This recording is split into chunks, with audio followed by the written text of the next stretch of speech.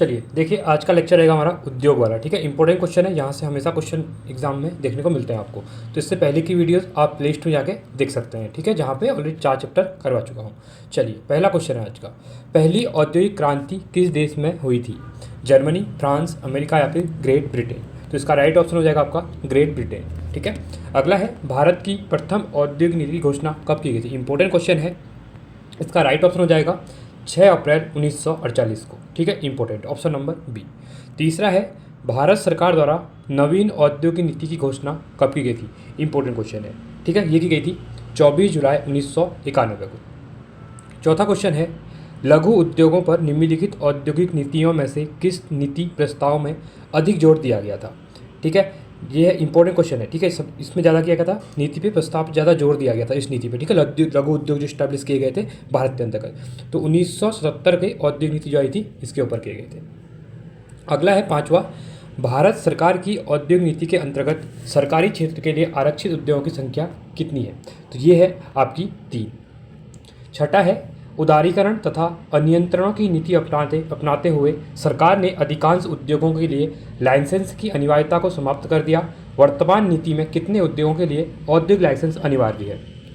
ठीक है, देखिए ये भी इंपॉर्टेंट क्वेश्चन है आपके लिए। तो ये कितने के लिए हो जाएगा? ये हो जाएगा 5 उद्योगों के लिए। ठीक है, सातवां है, किस उद्योग को लाइसेंस की अनिवार्यता से मुक्त कर दिया गया? मोटर कार उद्योग, air conditioner, fridge, washing machine आदि संबंधित उद्योग, कुछ विशेष प्रकार के चमड़ा उद्योग, या फिर इनमें से सभी? इसका राइट ऑप्शन हो जाएगा, देखिए ये सभी हो जाएंगे। इनमें क्या कर दिया है, लाइसेंस की जरूरत नहीं पड़ती है। ठीक है, ये इसलिए इंपॉर्टेंट क्वेश्चन है, ऑप्शन नंबर डी हो जाएगा। अगला क्वेश्चन है 8वां क्वेश्चन, सार्वजनिक क्षेत्र के कितने उपक्रम नवरत्नों की श्रेणी में हैं? देखिए अभी नवरत्न कंपनियां चेंज हो गई हैं। ठीक है, लेटेस्ट डेटा के अकॉर्डिंग आप करेंट में देखना पड़ेगा कितनी नवरत्न कंपनियां हैं। ठीक है, चलिए अगला है 9वां, सार्वजनिक क्षेत्र से तात्पर्य है। तो सार्वजनिक क्षेत्र से कितना तात्पर्य, क्या तात्पर्य है यहाँ पे? वाणिज्य एवं व्यापार पर सरकार का नियंत्रण। तो सार्वजनिक क्षेत्र में क्या आते हैं? वाणिज्य और व्यापार पर सरकार का नियंत्रण होता है, ऑप्शन नंबर ए हो जाएगा। अगला है, निम्नलिखित में से सार्वजनिक क्षेत्र में कौन है? तो देखिए, भारतीय उर्वरक निगम, भारतीय खाद्य निगम, भारतीय कपास निगम, भारतीय जूट निगम। तो इसमें से सार्वजनिक क्षेत्र के अंतर्गत कौन है? ठीक है, तो ये हो जाएगा आपका, चारों हो जाएंगे, ये पहला, दूसरा, तीसरा, चौथा। ठीक है, ऑप्शन नंबर डी हो जाएगा। 11वां है, निम्नलिखित में से कौन सा सार्वजनिक क्षेत्र का उपक्रम नहीं है, कह रहा है। ठीक है, इसमें से कौन सा नहीं है? तो एनटीपीसी, ठीक है, ये सरकार की है, सेल भी सरकार की है, बीएचएल भी सरकार की है, बट टिस्को क्या है, सरकार की ये नहीं है। ठीक है, तो सार्वजनिक क्षेत्र की ये नहीं है, ऑप्शन नंबर डी हो जाएगा।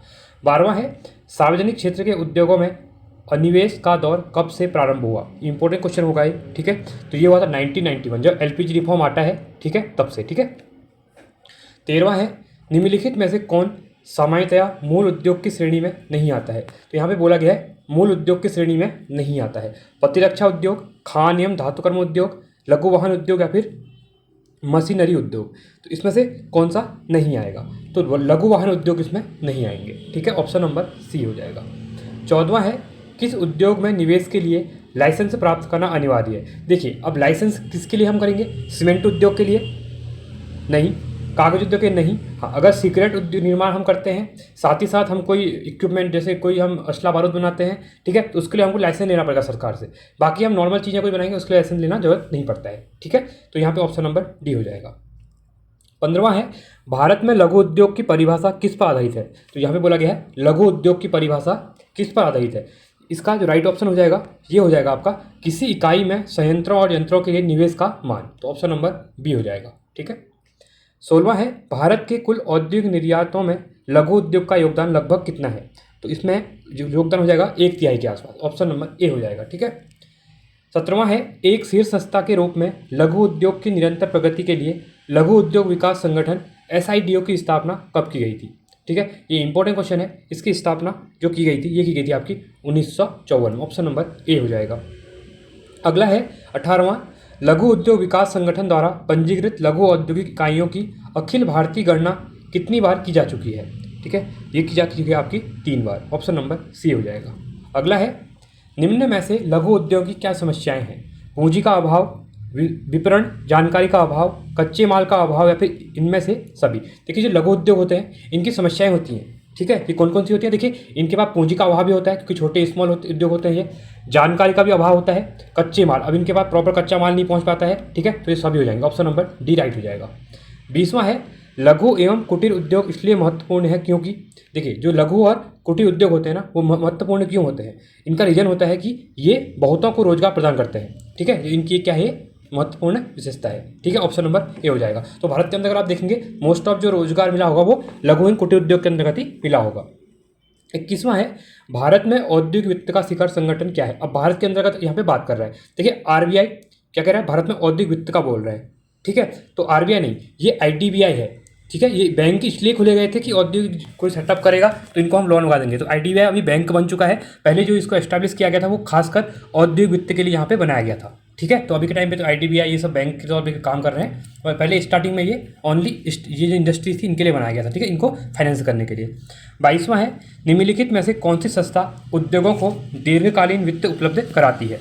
तो दीर्घकालीन यहाँ पे कौन उपलब्ध कराएगी? तो ये कराएगी आपका, ये हो जाएगा, ये सभी एलआईसी भी देती है, यूटीआई भी देती है, जीआईसी भी देती है, ठीक है। ऑप्शन नंबर डी हो जाएगा, इनमें से सभी हो जाएगा। 23वां क्वेश्चन है औद्योगिक वित्त उपलब्ध कराने वाली निम्नलिखित संस्थाओं में से सबसे पहले किसकी स्थापना की गई थी? तो सबसे पहले अगर बात करेंगे तो आईएफसीआई की स्थापना यहाँ पे की गई थी, ठीक है। चलिए 24वां क्वेश्चन है यहाँ पे। 24वां क्वेश्चन कह रहा है औद्योगिक एवं वित्तीय विनिर्माण बोर्ड की स्थापना कब की गई थी? तो इसकी स्थापना है वो की गई थी आपकी जनवरी 1992 में। ऑप्शन नंबर बी हो जाएगा, ठीक है। चलिए अगला क्वेश्चन है औद्योगिक वित्त निगम आईएफसीआई की स्थापना कब की गई थी? आईएफसीआई की स्थापना आपका 1948 में की गई थी।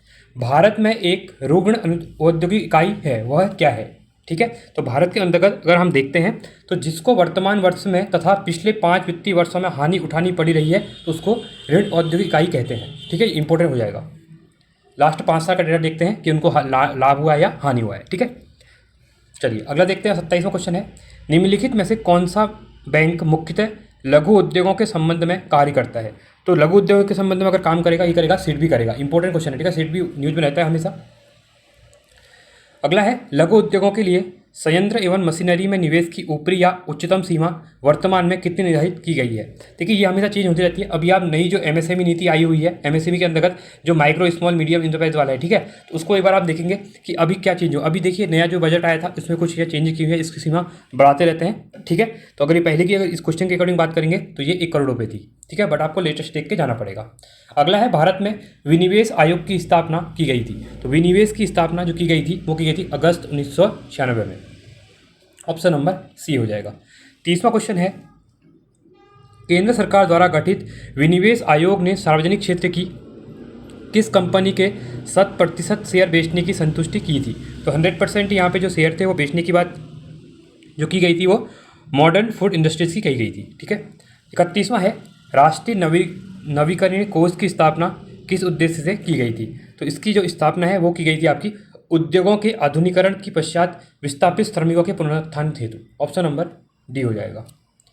32वां है भारत में नए औद्योगिक उत्पादन सूचकांक का आधार वर्ष क्या है? तो भारत के अंदर अगर हम इसके सूचकांक की अगर यहाँ पे बात करते हैं तो ये हो जाएगा आपका 2004 से 5 का, ठीक है।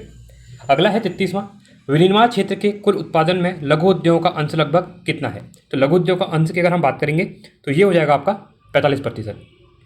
अगला है वर्तमान में औद्योगिक श्रमिकों के लिए उपभोक्ता कीमत सूचकांक का आधार वर्ष क्या है? जो उपभोक्ता कीमत सूचकांक यहाँ पे जारी होता है तो वर्तमान में जो औद्योगिक श्रमिक है उनकी जो इंडेक्स है उसका आधार वर्ष क्या होता है? इसका आधार वर्ष जो है आपका 2001 है। अगला है औद्योगिक उत्पादन सूचकांक में सर्वाधिक भार किस क्षेत्र का है? तो सर्वाधिक भार की अगर बात करेंगे तो ये किस क्षेत्र का हो जाएगा? तो ये हो जाएगा आपका विनिर्माण क्षेत्र का। ऑप्शन नंबर ए हो जाएगा। अगला है योजना में कोर सेक्टर का क्या तात्पर्य? देखिए भारत के अंदर कितने कोर सेक्टर है, क्वेश्चन यूकेपीएससी ने पूछा भी, यूके ने पूछा भी था। चलो कमेंट बताएंगे आप लोग, ठीक है, क्योंकि इससे पहले मैं इसको करवा चुका हूँ एक बार, ठीक है। तो आप टेलीग्राम पे अगर एक्टिव रहते हैं तो टेलीग्राम पे मैंने जितने कोर सेक्टर है वहाँ पे भेजे थे, ठीक है, कितना प्रतिशत किसका यहाँ पे रहता है करके। तो बताइए कोर सेक्टर कितने हैं? तो योजना में कोर सेक्टर का तात्पर्य क्या है? कृषि, रक्षा, लौह इस्पात या फिर चयनित आधारभूत उद्योग। तो कौन सा हो जाएगा? तो इसका राइट ऑप्शन हो जाएगा चयनित आधारभूत उद्योग। तो इसमें चयन करते हैं, जो आधारभूत उद्योग होते हैं उनको लेते हैं, ठीक है। तो 8-10 जितने हैं आप लोग बताएंगे नाम। चलिए 37वां है औद्योगिक रूप में से पिछले राज्यों में शामिल कौन है। अब औद्योगिक क्षेत्र से अगर हम बात करेंगे, देखिए सबसे अब मोस्ट ऑफ आप देखेंगे तो जो इतनी भी डेवलप्ड स्टेट है वहाँ पे क्या है, औद्योगिक इंडस्ट्रियल बहुत ज़्यादा है, इंडस्ट्रीज बहुत ज़्यादा है, ठीक है। अब ये क्वेश्चन ऐसा दिया है कि यहाँ पे सब अच्छे स्टेट दिए हैं जहाँ पे मोस्ट ऑफ इंडस्ट्रीज हैं करके, ठीक है, बट आपको इसमें देखना पड़ेगा। देखिए पहला बोला गया है उड़ीसा, ठीक है, उड़ीसा में होने को है अब भिलाई वगैरह पर देखते हैं आप वहाँ पे, ठीक है, पहले से ही हैं। उसके बाद तमिलनाडु, मध्य प्रदेश, तो यहाँ पे बोला गया कि पिछले राज्यों में पूछा गया है। अब ये डेटा पुराना है, अगर नए में देखेंगे तो गुजरात देखिए आगे है, महाराष्ट्र आगे रहता है, साथ ही साथ तमिलनाडु भी आगे रहता है, ठीक है। तो जैसे हिमालय राज्य की बात करेंगे वो थोड़ा पीछे रहते हैं, बट यहाँ पे चारों ये दिए हुए हैं, ठीक है। तो इसका राइट ऑप्शन यहाँ पे हो जाएगा उड़ीसा एंड महाराष्ट्र, ठीक है। चलिए अगला है इंपॉर्टेंट क्वेश्चन है, ये क्वेश्चन डायरेक्टली एग्जाम में पूछा जाता है बहुत बार, इसमें लैंग्वेज भी चेंज नहीं की जाती है। देखिए क्या कह रहा है, सुमिलित करना है चीज़ों को। पहला है भारतीय औद्योगिक ऋण एवं निवेश निगम, इसकी स्थापना कब की गई थी। इसकी स्थापना की थी 1955 में की गई थी, तो ये आपका फोर्थ हो जाएगा, ठीक है। अगला है भारतीय औद्योगिक विकास बैंक, तो इसकी स्थापना की गई थी 1964 में, तो आपका ये फर्स्ट हो जाएगा, फर्स्ट का 4-1, ठीक है। भारतीय औद्योगिक पुनर्निर्माण बैंक, इसकी स्थापना की गई थी 1971 में, तो ये आपका सेकंड हो जाएगा। और अगला बचा भारतीय लघु उद्योग विकास बैंक, इसकी स्थापना 1990 में की गई थी, तो ये आपका थर्ड हो जाएगा, ठीक है। तो कौन सा हो जाएगा आपका राइट ऑप्शन हो जाएगा 4, 1, 2, 3, तो 4, 1, 2, 3 ऑप्शन नंबर बी यहाँ पे राइट हो जाएगा, ठीक है। चलिए आगे देखते हैं 39वां क्वेश्चन। भारतीय औद्योगिक विकास बैंक की स्थापना भारतीय रिजर्व बैंक के पूर्ण स्वामित्व वाली एक संस्था के रूप में की गई थी। किस वर्ष इसे भारतीय रिजर्व बैंक के मुक्त कराकर भारत सरकार ने अपने हाथ में ले लिया था। देखिए पहले जब इसको पैसे की जरूरत पड़ी होगी तो आरबीआई ने इसको फाइनेंस किया होगा, पैसे दिया होगा, तो बाद में इसने क्या किया, पूरा अपना टैक्स जो पैसा ऐसा आरबीआई को दे दिया, तो उसके बाद भारत सरकार ने इसको अपनी तरफ अपने हाथों में ले लिया, ठीक है। तो ये कब हुआ था, तो ये हुआ था 1976 में, ऑप्शन नंबर बी हो जाएगा, ठीक है। चलिए अगला है अप्रैल 1990 में आईडीबीआई के सहायक के रूप में निम्नलिखित में से किसकी स्थापना की गई। ये इंपॉर्टेंट क्वेश्चन है, ठीक है, ये क्वेश्चन बहुत बार पूछता है एग्जाम में। इसका राइट ऑप्शन हो जाएगा भारतीय लघु उद्योग विकास बैंक, ठीक है, ऑप्शन नंबर बी हो जाएगा। अगला है कुछ समय पहले भारत सरकार ने व्हाइट गुड्स, इंपॉर्टेंट याद रखना, व्हाइट गुड्स उद्योग को लाइसेंस मुक्त करने का निर्णय लिया था। व्हाइट गुड्स में क्या सम्मिलित है, देखिए व्हाइट गुड्स में सम्मिलित क्या होता है। पहला बोल रहा है यहाँ पे स्टेनलेस स्टील एवं एल्युमिनियम के बर्तन, ठीक है, पहला ही है, नहीं ऐसा नहीं है। दुग्ध उत्पन्न, नहीं ये भी नहीं है। प्रदर्शन उपभोग के लिए खरीदी गई वस्तुएं, हाँ, जो प्रदर्शन उपभोग के लिए जो चीज़ें प्रस्तुत करते हैं उसको यहाँ पे व्हाइट गुड्स कहते हैं, ठीक है। चलिए 42वां है लिमिटेड कंपनी से क्या अभिप्राय है, तो लिमिटेड कंपनी से यहाँ पे क्या अभिप्राय हो जाएगा उसके बारे में यहाँ पे बोल रहा है, ठीक है। तो पहला कह रहा है जिसमें शेयर होल्डरों का दायित्व उनकी चुकता पूंजी को सीमा तक सीमित हो, ठीक है, तो ये लिमिटेड कंपनी से अभिप्राय है। हाँ, इसका जो राइट ऑप्शन होगा आपका, ये आपका यहाँ पे राइट हो जाएगा, ऑप्शन नंबर ए हो जाएगा। अगला है सूर्योदय उद्योग, जो सनराइज इंडस्ट्री से क्या तात्पर्य है, जो सनराइज इंडस्ट्री क्या होती है ये कह रहा है, ठीक है। देखिए प्रकाश में संबंधित लेंस उद्योग, ऐसा कुछ नहीं है। वे उद्योग जिनमें उत्पादन सूर्य के प्रकाश में किया, नहीं ऐसा भी कुछ नहीं होता है। वे उद्योग जिनमें सौर ऊर्जा का उपयोग किया था, नहीं ऐसा भी कुछ नहीं है। कंप्यूटर, दूरसंचार तथा माइक्रो इलेक्ट्रॉनिक उद्योग, हाँ, इसको सनराइज इंडस्ट्रीज कहते हैं, ठीक है। तो ऑप्शन नंबर डी यहाँ पे राइट हो जाएगा। 44वां क्वेश्चन है निम्नलिखित में से कौन सा फुटलूज उद्योग इंडस्ट्री का एक उदाहरण है, ठीक है। इसमें से कौन सा हो जाएगा, तेल शोधक, चीनी, सॉफ्टवेयर या फिर एल्युमिनियम। तो इसमें जो होगा राइट ऑप्शन हो जाएगा आपका सॉफ्टवेयर, ठीक है। 45वां है निवेश की दृष्टि से भारतीय अर्थव्यवस्था का निम्नलिखित में से सबसे बड़ा उद्योग कौन सा है। तो यहाँ पे बात कर रहा है निवेश की दृष्टि से भारतीय अर्थव्यवस्था का, कह रहा है सबसे बड़ा उद्योग कौन सा हो जाएगा। तो सबसे बड़ा उद्योग की बात करेंगे तो ये लौह इस्पात हो जाएगा, ऑप्शन नंबर सी हो जाएगा, ठीक है। 46वां है राउरकेला इस्पात संयंत्र की स्थापना हुई थी। ये इंपॉर्टेंट क्वेश्चन है, किसके सपोर्ट से यहाँ पे राउरकेला जो है, ठीक है, ये राउरकेला कहाँ है, ये आपका उड़ीसा के अंतर्गत पड़ेगा, ठीक है। इंपॉर्टेंट क्वेश्चन बनता है क्योंकि ये इस्टेब्लिश जो किए गए थे तब भारत इतना केवल नहीं था कि इनको कुछ बना सके, तो इनको सपोर्ट की जरूरत थी, ठीक है। तो यहाँ पे हर रूस के द्वारा, यूनाइटेड किंगडम के द्वारा, यूएस के द्वारा सपोर्ट किया गया था। तो राउरकेला इस्पात संयंत्र की स्थापना हुई थी, ये किसके सहयोग से हुई थी, तो ये इंपॉर्टेंट क्वेश्चन हो जाएगा, तो ये हुई जर्मनी के सहयोग से, ठीक है। दुर्गापुर बोलेगा, दुर्गापुर अगर पूछता है जो वेस्ट बंगाल वाला है तो वो आपका यूके हो जाएगा, ठीक है, ब्रिटेन। चलिए अगला है बोकारो स्टील प्लांट की किस देश के सहयोग से स्थापित किया गया था। देखिए अब बोकारो की अगर हम बात करेंगे तो बोकारो को सपोर्ट किया था वो रूस के द्वारा किया गया था। दुर्गापुर मैंने आपको बता ही दिया, ये ब्रिटेन हो जाएगा, सी हो जाएगा ऑप्शन नंबर, ठीक है। 49वां है steel authority of India limited जिस सेल की स्थापना कब हुई थी? देखिए ये क्वेश्चन बहुत बार पूछते हैं और खासकर जो आप इंटरव्यू वगैरह जाएंगे तो वहाँ पे तो ये क्वेश्चन पूछा जाता है, ठीक है। तो सेल की जो स्थापना है वो की गई थी आपका 1974 में की गई थी। ऑप्शन नंबर सी इसका राइट हो जाएगा। 50वां क्वेश्चन है, निम्नलिखित में से कौन सी एजेंसी सार्वजनिक क्षेत्र के संयंत्र के इस्पात का विक्रय करती है? ठीक है, देखिए क्या कह रहा है, सार्वजनिक क्षेत्र के संयंत्र के लिए इस्पात का विक्रय करती है कह रहे हैं, ठीक है। तो ये करती है आपकी सेल करती है, स्टील अथॉरिटी ऑफ इंडिया, ठीक है, इसको याद रखना, steel authority of India limited, ठीक है। 51वां है, भारत के निम्नलिखित लौह एवं इस्पात उत्पादक केंद्रों में कौन कोयला क्षेत्र में काफ़ी दूर स्थित है? ठीक है, तो कोयला क्षेत्र की अगर बात करेंगे तो इसमें कह रहा है कि दूर सबसे ज़्यादा यहाँ पे कौन है? तो ये हो जाएगा भद्रावती, ऑप्शन नंबर डी। अगला है, भारत का सबसे बड़ा उद्योग कौन सा है? तो भारत के अंदर अगर हम देखेंगे तो सबसे बड़ा उद्योग किसको माना जाता है? तो ये कपड़ा उद्योग को माना जाता है, ठीक है, लार्ज स्केल पर यहाँ पे कपड़े वगैरह बनते हैं। 53वां है, भारत में निम्नलिखित में से किस उद्योग में सर्वाधिक श्रम शक्ति कार्य है? तो श्रम शक्ति की अगर हम बात करेंगे तो भारत के अंतर्गत सबसे ज़्यादा आपका कपड़ा उद्योग में देखने को मिलती है, ठीक है। मोस्ट ऑफ जितने भी मतलब देखेंगे तो हम कपड़े उद्योग के अंदर ही ज़्यादातर कामगार यहाँ पे लगे रहते हैं, ठीक है। चलिए 54वां क्वेश्चन कह रहा है, शुद्ध विदेशी मुद्रा उत्पार्जन में सर्वाधिक योगदान किस उद्योग का है? ठीक है, तो किस उद्योग का यहाँ पे सबसे ज़्यादा माना जाता है आपका कपड़ा उद्योग में, ठीक है, तो कपड़े राज्य से बाहर भी जाते हैं। भारत का प्राचीनतम विशाल उद्योग कौन सा है? तो भारत के अंदर हम देखेंगे प्राचीनतम विशाल उद्योग की अगर हम बात करेंगे तो ये भी आपका सूती वस्त्र उद्योग हो जाएगा, ठीक है, अंग्रेजों के टाइम से ही।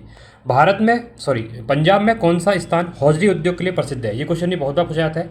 तो हौजरी उद्योग की अगर हम बात करेंगे तो हौजरी उद्योग के लिए आपका लुधियाना, तो लुधियाना से मोस्ट ऑफ कपड़े जो आते हैं वो लुधियाना से आते हैं, ठीक है। अगला क्वेश्चन है 57वां क्वेश्चन, इंपॉर्टेंट क्वेश्चन है, सूचियों का मिलान करना है यहाँ पे। देखिए पहला बोला गया है पूर्व का बोस्टन, देखिए अहमदाबाद तो कहते हैं, पूर्व का बोस्टन फर्स्ट का 1 हो जाएगा। सूती वस्त्रों की राजधानी मुंबई कहाँ जाता है? 3 हो जाएगा।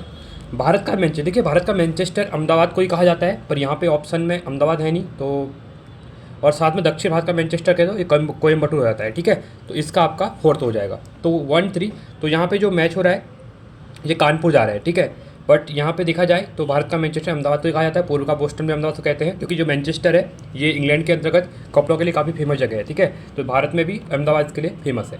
दक्षिण भारत का मैनचेस्टर कोयम्बटूर कहते हैं, तो इसका ऑप्शन 1-3, तो 1-3 वाला हमारे पास एक ही मिल रहा है, तो हम ऑप्शन नंबर बी की तरफ जाएंगे, ठीक है, क्योंकि डी का 4 है तो डी का 4 यहाँ भी दिया हुआ है, ठीक है।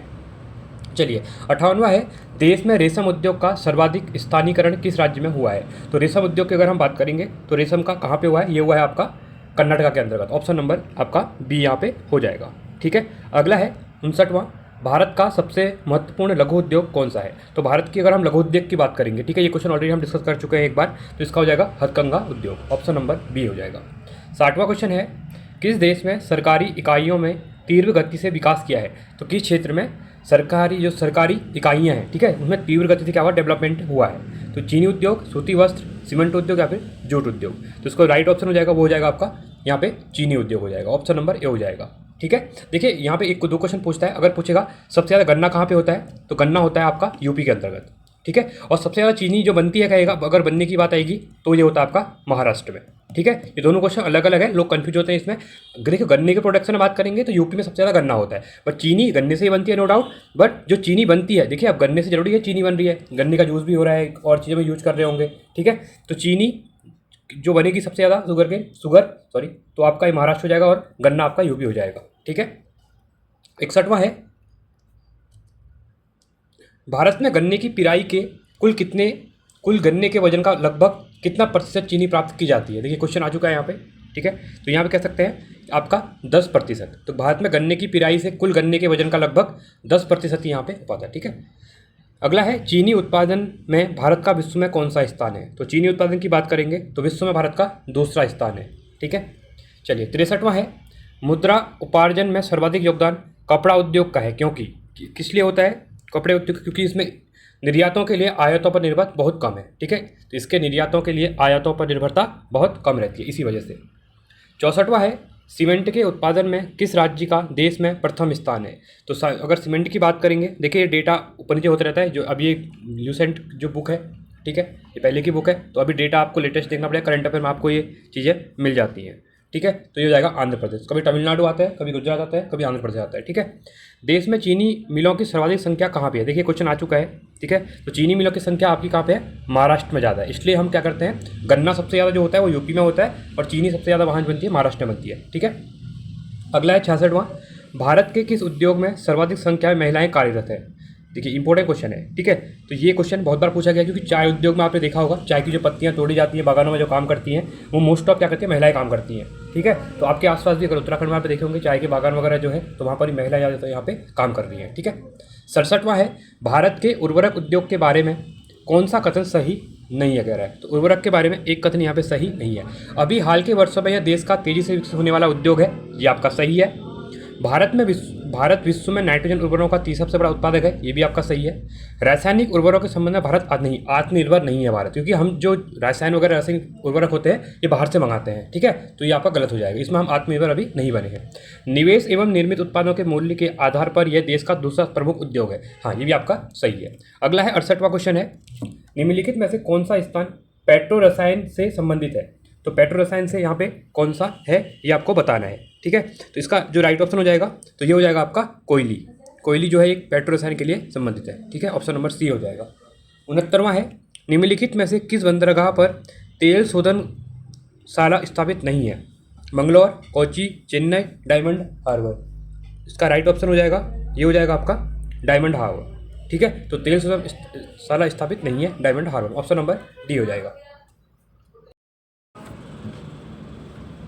अगला क्वेश्चन है यहाँ पे 70वां क्वेश्चन है, भारत में सबसे बड़ी तेल शोधनशाला कहाँ स्थित है? तो भारत के अंतर्गत अगर हम बात करेंगे तो ये हो जाएगी जामनगर में। तो जामनगर गुजरात के अंतर्गत। ठीक है, इंपॉर्टेंट क्वेश्चन है यहाँ पे, रिलायंस की है, फॉर्चून जो रिफाइन है। ठीक है, रिफाइन ऑयल यहाँ पे बहुत बड़ी है। चलिए अगला है, भारत में तेल शोधक कारखानों बहुधा बृहद बंदरगाहों के समीप स्थापित है क्योंकि? देखिए इसका मेन कारण क्या है, यहाँ पे क्या होता है, जो कच्चा माल आता है बाहर के देशों से, तो उससे क्या होता है, इजीली आता है। ठीक है, बड़े बड़े जो कंटेनर वगैरह आते हैं शिप के थ्रू, ठीक है, वो पहुँच जाते हैं। इसलिए मोस्ट ऑफ आपको गुजरात जो हो गया, आपका महाराष्ट्र हो गया, वहीं पर मिलेंगे। ठीक है, अगला है, मध्य प्रदेश में नेपानगर किसके लिए प्रसिद्ध है? मोस्ट ऑफ इंपॉर्टेंट क्वेश्चन है, नेपानगर के बारे में क्वेश्चन एग्जाम में बार बार पूछे जाते हैं। तो नेपानगर आपका अखबारी कागज़, जो अखबार का कागज़ होता है आपका, वो बनता है यहाँ पे। ठीक है, अगला है, फिरोजाबाद किसके लिए प्रसिद्ध है? तो फिरोजाबाद जो संबंधित है आपका, ये हो जाता है आपका कांच की चूड़ियों के लिए। ठीक है, ऑप्शन नंबर सी हो जाएगा। 74वां क्वेश्चन है यहाँ पे, भारत की अधिकांश कागज मिलें पश्चिम बंगाल राज्य में स्थित होने का उपयुक्त कारण क्या है? देखिए जो वेस्ट बंगाल है वहाँ पे मोस्ट ऑफ जो कागज़ की मिलें हैं, इसका मेन कारण है कच्चे माल की पर्याप्त मात्रा। तो यहाँ पे प्राप्ति आसानी से हो जाती है कच्चे माल की। दूसरा, कोलकाता की विशाल जनसंख्या द्वारा देश के सबसे बड़े कागज व्यापार की उपलब्धता, ये भी आपका सही है। रानीगंज एवं झारिया से शक्ति के साधन के रूप में कोयले की प्राप्ति। अब देखिए झारिया, बोकारो, रानीगंज, ये 3 जगह जो हैं, भारत का सबसे ज़्यादा जो कोयला होता है वो यहीं से प्राप्त कर सकते हैं हम, 90% कोयला। ठीक है, तो इसलिए ये हो जाएगा आपका ऑप्शन नंबर डी, सभी आपके यहाँ पे सही है। भारत में उर्वरक उद्योग का प्रारंभ निम्न में से किस स्थान पर स्थापित किए गए सुपर फॉस्फेट कारखाने से माना जाता है? ठीक है, तो ये माना जाता है आपका रानीखेत। अगला है 76वां, सिंदरी के विशाल उर्वरक संयंत्र की स्थापना के लिए सबसे उपयुक्त कारण क्या है? तो यहाँ पे देखिए, पहला है कोयले तथा कोक की स्थानीय प्राप्ति, ये सही है। सल्फेट संयंत्र के लिए राजस्थान के जोधपुर एवं बीकानेर से जिप्सम की प्राप्ति, ये भी सही है। समीपवर्ती दामोदर नदी से जल की सुलभता, ठीक है, वहाँ सुलभता है, वहाँ पे दामोदर नदी से पानी भी मिल जाता है। तो ऑप्शन नंबर डी आपका राइट हो जाएगा, सभी सही है। 77वां क्वेश्चन है, निम्नलिखित में से कौन तेल शोधनशाला खनिज तेल क्षेत्र के समीप की स्थापित की जाती है? ये बोल रहा है जो तेल शोधनशाला होती है वो खनिज तेल क्षेत्र के समीप ही स्थापित की जाती है। ठीक है, तो ये कहाँ पे की गई है? मोस्ट ऑफ ये की गई है आपका नून माटी में, नून माटी, ऑप्शन नंबर सी हो जाएगा। अगला है, भारत में कागज उद्योग का प्रथम सफल कारखाना 1870 में इनमें से किस स्थान पर लगाया गया था? ठीक है, इंपॉर्टेंट, किसकी बात कर रहा है? कागज उद्योग की बात कर रहा है। और कब लगाया गया था? 1870, अंग्रेजों के टाइम पे। ठीक है, जब अंग्रेज यहाँ पे रूल कर रहे थे। तो इसका राइट ऑप्शन हो जाएगा बालीगंज, ऑप्शन नंबर बी। अगला है, एसआर ऑयल, ठीक है, एसआर कंपनी है, ठीक है, एसआर ऑयल द्वारा तेल रिफाइनरी की स्थापना कहाँ पे की जा रही है? देखिए ये एस्टैब्लिश हो चुकी है, अभी मैंने आपको इसके बारे में क्वेश्चन बताया भी था। ठीक है, जामनगर में रिलायंस भी मिलेगा, एसआर भी मिलेगा। ये बहुत बड़ी कंपनी, मतलब 15-20 किलोमीटर के एरिया में एक रिफाइनरी फैली हुई है। मैं वहाँ पे गया हुआ हूँ, मैंने वहाँ पे एक बार विजिट किया हुआ है। ठीक है, तो बहुत बड़ी एसआर की जो ऑयल कंपनी है, बहुत बड़ी रिफाइनरी है। सामने रिलायंस की जो अंबानी की है वो भी वहीं पर है। ठीक है, ये दोनों जामनगर में ही है। चलिए 80वां क्वेश्चन है, अशोक लीलैंड नामक नाम से ट्रकों का उत्पादन किस औद्योगिक घराने द्वारा किया जा रहा है? टाटा, बिरला, गोदरेज या फिर हिंदुजा। जो अशोका लीलैंड के आप ट्रक वगैरह देखते होंगे, ठीक है, तो ये की जाते हैं आपके हिंदुजा ग्रुप के द्वारा। ठीक है, तो हिंदुजा ग्रुप के हैं। टाटा के आपने टाटा के ट्रक आते हैं यहाँ पे देखे होंगे। ठीक है, तो हिंदुजा ग्रुप के द्वारा अशोक लीलैंड बनाया जाता है। निम्नलिखित में से कौन सा राज्य औद्योगिक दृष्टि से अग्रणी है? तो औद्योगिक दृष्टि से देखिए कौन सा अग्रणी हो जाएगा, तो ये महाराष्ट्र हो जाएगा, क्योंकि हर चीज़ वहाँ से इजीली मिल जाता है, कोस्टल एरियाज़ हैं। ठीक है, आराम से जो कच्चा माल होता है, रॉ मटेरियल वगैरह मिल जाता है। अगला है पेट्रो रसायन के उत्पादन का सबसे बड़ा केंद्र कहाँ पर स्थित है? तो पेट्रो रसायन के उत्पादन का सबसे बड़ा केंद्र कहाँ पर स्थित है? तो ये भी आपका इंपॉर्टेंट क्वेश्चन है, तो हो जाएगा जामनगर। ठीक है, तो इसके लिए जामनगर फेमस है यहाँ पे। अगला है इको मार्क किस उत्पाद पर दिए गए इस प्रमाणन का चिन्ह होता है? ठीक है, अब इको मार्क आपने देखेंगे अलग अलग सर्टिफाई आजकल यहाँ पे हॉलमार्क वगैरह चीज़ें जो आ रही हैं। ठीक है, तो इको मार्क की अगर हम बात करेंगे तो ये क्या था, इको नाम से ही लग रहा है, एनवायरमेंट, इको से रिलेटेड। ठीक है, तो ये हो जाएगा पर्यावरण दृष्टि से अनुकूल है करके। ठीक है, जो चीज़ पर्यावरण दृष्टि से अनुकूल होगी उसमें इको मार्क होगा वहाँ पे। बोगाई गांव रिफाइनरी अब किस तेल शोधक संस्था की अनुषंगी इकाई बन गया है?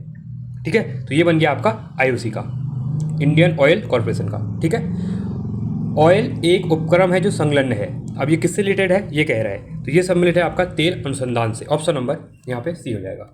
ठीक है, तो चलिए आज के लिए इतने क्वेश्चन रखते हैं। नेक्स्ट वीडियो में इसके जो 5 बचे हुए जो क्वेश्चन होंगे वो हम कंप्लीट कर लेंगे। आपको एक ऐसी वीडियो कैसी लगी आप बताएंगे कमेंट सेक्शन में। आपको वीडियो अच्छी लगी वीडियो को लाइक करेंगे, चैनल को सब्सक्राइब करेंगे और दोस्तों के साथ वीडियो को शेयर करेंगे। साथ में इसके लिए जो प्लेलिस्ट बनी हुई है आप वहाँ पे जाकर और वीडियोस को देख सकते हैं। पॉलिटी के ऑलरेडी 5 चैप्टर आ चुके हैं वहाँ पे, और यहाँ पे जो इकोनॉमी है इसके भी 6 चैप्टर आ चुके हैं। ठीक है, तो ऐसे आपके सभी कंप्लीट करा दिया जाएगा, बस आपको रिवीजन करना है। आपके एग्जाम को ज़्यादा टाइम नहीं बचा है। और आप देखना आपको जो लोअर पीसीएस अपर पीसीएस का प्री होगा आपको डायरेक्टली यहाँ से एग्जाम में क्वेश्चन मिलेंगे। अगर आप इन वीडियोज़ को अच्छे से देखते हैं तो आपके लिए कोई प्रॉब्लम नहीं होने वाली। चलिए आज के लिए इतना ही। Thanks for watching. जय हिंद, वंदे मातरम।